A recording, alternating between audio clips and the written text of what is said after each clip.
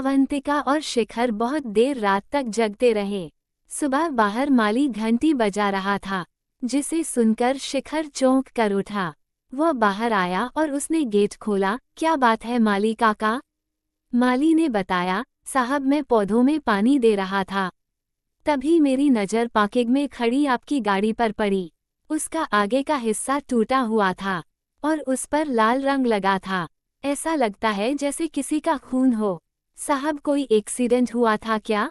शिखर घबरा गया, लेकिन फिर उसने अपने आप को संभालते हुए कहा, यह क्या कह रहे हो, चलो देखते हैं।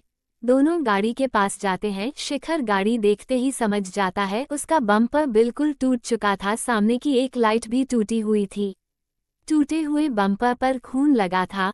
उसने माली से कहा, अरे कुछ नहीं, कल जंगल में शायद कोई जानवर इससे टकरा गया होगा। मैं मैकेनिक को फोन कर देता हूँ, वो गाड़ी ले जाएगा। माली का चेहरा पीला पड़ गया था। उसने कहा, साहब ये क्या कह रहे हैं, कल आपने जंगल में किसी के ऊपर गाड़ी चढ़ा दी। आपको पता है उस जंगल में नरपिशाच रहते हैं। इस खून को सूंघते हुए वो घर आ जाएंगे। शिखर पसीने पसीने हो रहा था। तभी आवाज सुनकर अवंतिका भी बाहर आ गई थी।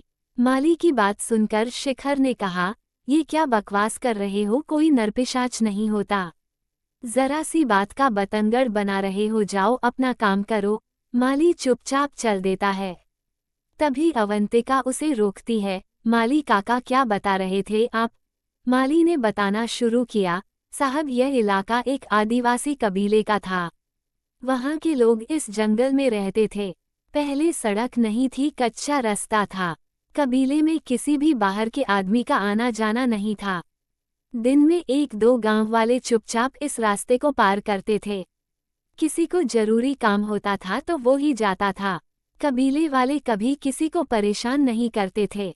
कबीले के सरदार मंगल सिंह बूढ़े हो चले थे। उनका बेटा बहुत ही नालायक था। कबीले की प्रथा थी कि कबीले का सरदार अपनी जगह खुद किसी को चुनता था। कबीले का एक नौजवान था, सुंदर। सरदार ने उसे अपनी जगह सरदार बना दिया। ये बात मंगल सिंह के बेटे को बहुत बुरी लगी। एक दिन सुबह मंगल सिंह जंगल में मरे हुए मिले। उसके कुछ दिन बाद सुंदर की भी लाश कबीले वालों को मिली। सभी सरदार के बेटे को इसके लिए दोषी मानने लगे। एक दिन इसी सड़क पर कबीले वालों ने उसे पत्थर मार मार कर मार दिया। उसके बाद इस कबीले में हर शनिवार की रात को कोई न कोई मरा पाया जाता। कहते हैं मंगल सिंह का बेटा नरपिशाच बन गया, क्योंकि जो भी मरता था उसके कंधे के पास दांतों के निशान होते थे और उसके शरीर में एक बूंद भी खून नहीं होता था। डर के मारे कबीले वाले इस जगह से भाग गए।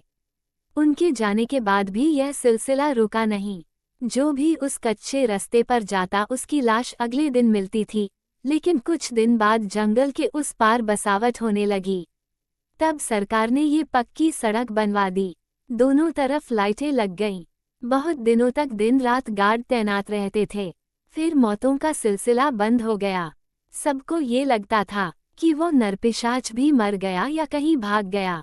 लेकिन कुछ साल बाद उस रास्ते से एक पति पत्नी, जिनकी कार खराब हो गई थी, पैदल जा रहे थे। सुबह उसी अवस्था में उनकी लाश मिली। तब से अंधेरा होने के बाद कोई उस रास्ते पर नहीं जाता।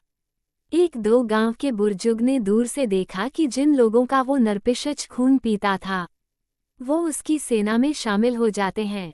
ये सेना अब पूरे जंगल में फैल चुकी है। उस रास्ते की कोई भी चीज आपके घर तक नहीं आनी चाहिए। आपकी गाड़ी की टक्कर से ये खून यहाँ तक पहुँच गया है। वे लोग जरूर आएंगे। ये सब सुनकर शिखर और अवंतिका दोनों घबरा जाते हैं। शिखर कहता है, काका ये भी तो हो सकता है कि ये सब सुनी सुनाई बातें हों। माली काका ने कहा, साहब मेरी बातों को नज़रअंदाज मत कीजिए, नहीं तो बहुत पछताएंगे। अगर जंगल में किसी को आपकी गाड़ी से चोट लगी है तो नरपिशाच आपको ढूंढते हुए आएंगे जरूर।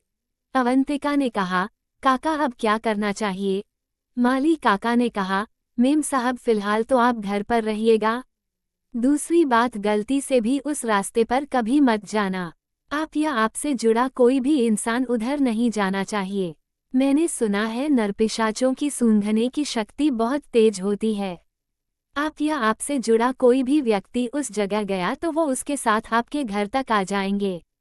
साहब मेरी बात मानो तो इस गाड़ी को या तो बेच दो या इसे आग लगाकर खत्म कर दो। शिखर बोला, काका डरो मत, आज के जमाने में ये सब नहीं होता, आप जाओ अपना काम करो। माली काका चल दिए। जाते जाते उन्होंने कहा, मेम साहब मेरी बातों को नजरअंदाज मत करो, नहीं तो इसका अंजाम बहुत बुरा होगा। शेष आगे।